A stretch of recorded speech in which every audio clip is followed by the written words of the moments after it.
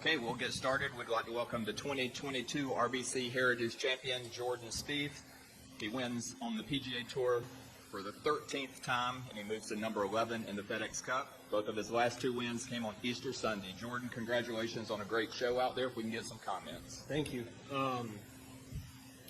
Yeah, it was one, you have a lot of events where you feel like you should have won and someone outplays you or makes the putt or something, and a couple times you have one where you feel like you played good but not good enough to win, and I honestly felt like this was that week. I needed a lot of things to go right. I needed to birdie the 18th, then needed some help, got some help, dodged a bunch of bullets coming in, and then ended up in a one-on-one playoff where my lie in the bunker, although not great, was certainly better than Patrick's. So, yeah, it's a bit of a surprise. I definitely felt like I was putting myself in the position, hole to hole this week, to win a golf tournament, and I just was having a hard time early in the week adjusting to the speed differences from last week, and then the hole started to look small to me yesterday, and then just came out today and said I'm not going to leave one putt short, and if they miss, they miss, and just try to be a little bit more aggressive, and made just enough to cap it and win. And you mentioned outside it was not the putter this week. Yeah. What was it about this week? Yeah, it was just tee to green. Statistically, I made a couple putts from off the green that'll go on chipping stats, but so it wasn't quite maybe as bad as when I looked yesterday. I was a bit shocked at where I was at strokes gained, and that was pretty frustrating. I mean, I knew I wasn't putting well, but it was certainly better than that showed. And just thought, my goal was to get back to positive strokes gained for the week, which meant I had to make up a few today.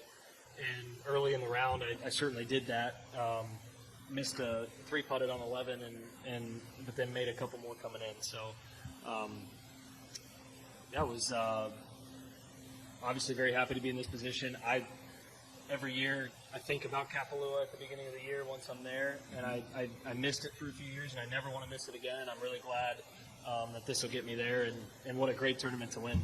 It's an amazing golf course. All right, awesome. We'll start with questions. We'll go to Pete.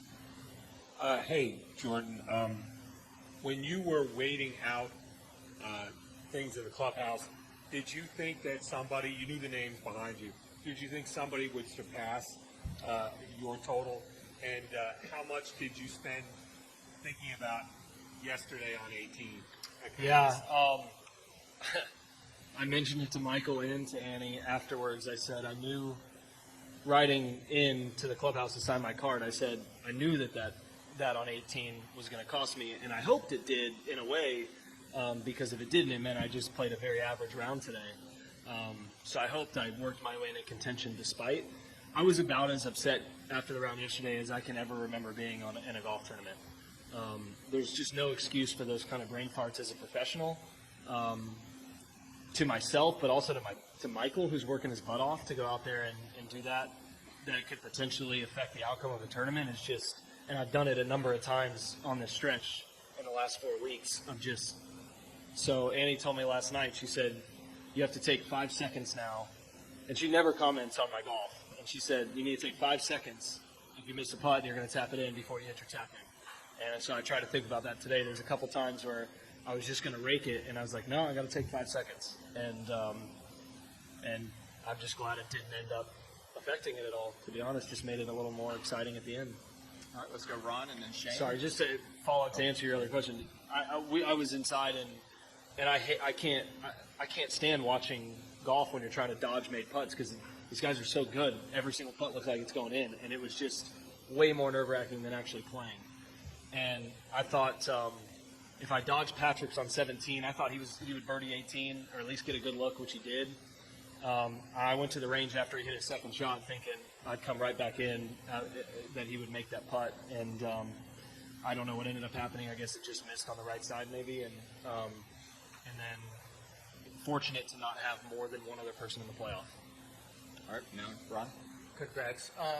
You were talking about frustration level after last week. What was the level of that frustration, and how did it manifest into this week? Okay. It was very I'd never missed cut at the Masters before, and very rarely had not had a chance to win on the weekend. So I hated it. It was the worst feeling. It was the worst feeling as a golfer that I can remember. It's my favorite tournament in the world, and I just love contending at that event. And I was hitting it really, really well, and honestly, just didn't feel like I deserved to miss that cut. I felt like I hit shots right where I wanted to, and ended up somehow at 6 over. Wind gusts here. It wasn't playing easy, but it was just I felt like I got some unfortunate breaks on some pretty committed and nice shots. I've been hitting the ball really, really well all spring, better than I did last year, and I just haven't been scoring. And so I put in a lot of hours on the putting green this week, and to be honest, like, if it helped incrementally, it was just enough. It wasn't. I got a lot more work to do. I've been putting a lot of work into my full swing, and that certainly takes away some of the time you put into other parts of your game, including putting. And so I think I can kind of shift the other direction now and get to really working on the stroke, which is what I tried to do this week off of last week. I mean, that was the frustration. All right, Shane. Jordan, first, there's a horde of rabid youth out there. Have you? What's that? I said there's a horde of rabid youth. Yeah, I'm heading that way. Yeah, I asked if they could radio that I'll run back over there. Yeah. That guy did tell me that. In the last 24 hours, it's been an unbelievable roller coaster. Your golf. You've had a few lucky moments. You've had a few really unlucky moments. What does it feel like to you? I mean, does it feel like you were fortunate to win this, unfortunate not to win it by more? How does it? I felt like a round of golf. I mean, it felt like a Sunday on the PGA Tour. I mean, it's just you compete, and the first 3 rounds set up today, and today is all about trying to close it out. And I want to say, I thought if I made that putt on 18, I just thought it was tricky enough. The wind was shifting. I knew somebody was at 14. I think it was Eric at one point, and then it went to Shane. And I just thought, maybe with these closing holes, I thought it was maybe for a playoff. When I finished, I heard Shane was left on 14 and then chipped it in the water, and thought, okay, I really like having posted just because it's tricky, but there's still some wedge opportunities for those guys coming in. And when Shane, Harold, and Patrick all parred 15 is when I really thought that, I was still in it.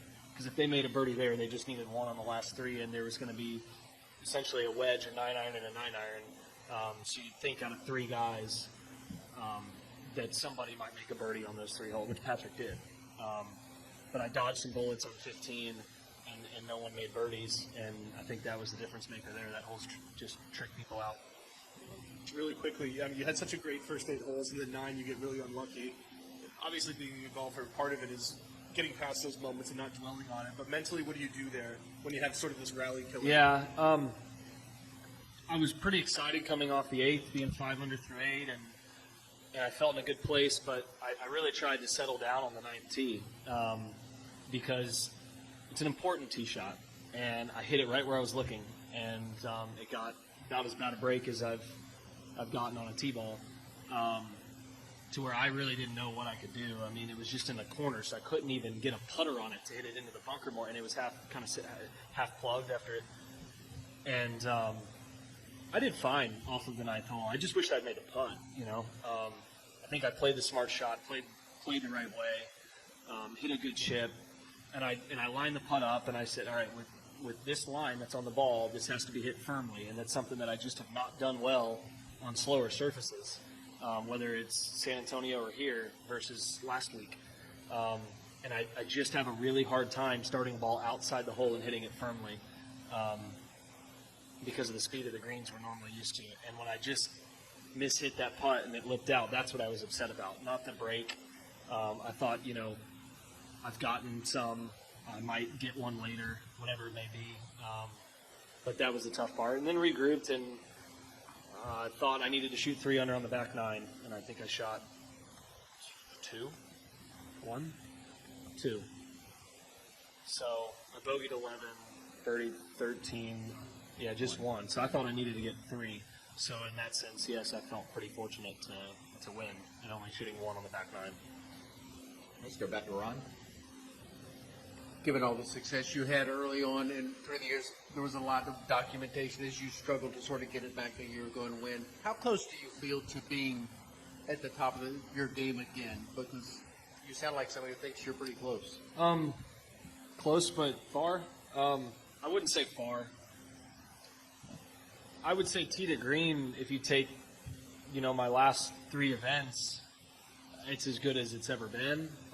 Structurally, I still am trying to feel 150% of what I'm doing in a rehearsal. It's feel versus real. It's not actually doing it. I'd like to get to a point where structurally I'm not having to do rehearsal swings every time and it just sets in a nice place, and it's not there yet. And then just really getting back to being dialed in with my stroke. So I would say very close on the full swing, and then really got to put some time and effort into getting my putter where I know it can be. Okay, let's go over here to Andrew. Jordan, you've had so much success in your career, but what was the feeling when you won in the playoff and you're able to give Annie and your son a hug and a kiss? What was that moment like?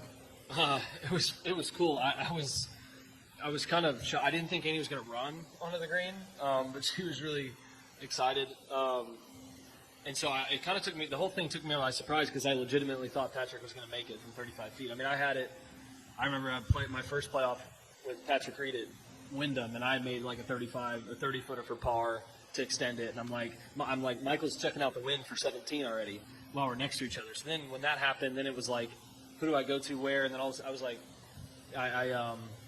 anyway, it was really amazing. It was very cool. We've traveled with Sammy the whole year, and 4th week in a row. He's been a champion sleeper, and I think that was a difference maker.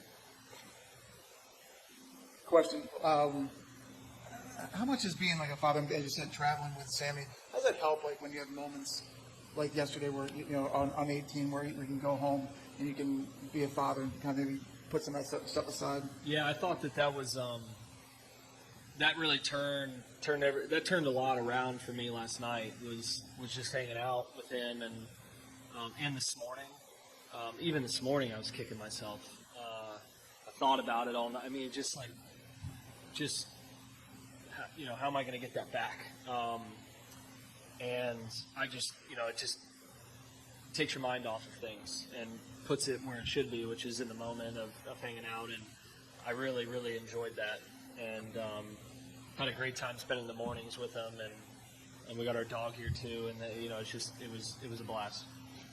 All right, let's go back to Pete. We'll take a couple more.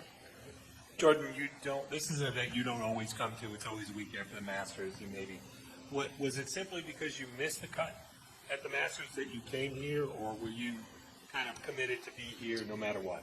I had told my management team that I was going to play here pre-Masters week. I was fully intended from months ago to play 4 in a row.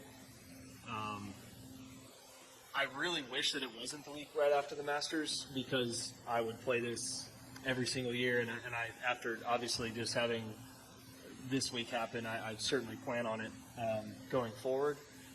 I've missed a few years, but I played the first 3. I played 19 and 20, and then this year. So I think it's a really good fit. I just really enjoy playing this golf course. You hit good shots, you get birdie looks. If you don't hit good shots, you got to play cool punch shots through trees, and it stands the test of time. It just seems to always do that. And I was actually very surprised by the amount of support that everyone had this week, and I felt a lot of it personally. These crowds were just fantastic for it being a non-major championship. I mean, Wednesday it was 4 deep on the first hole. I'm like, these guys, my amateur partners, are freaking out. We just don't want anyone to get hurt. And it just carried on the rest of the week. All right. Anything else? Congratulations once again to our champion, Jordan Spieth. Thank you.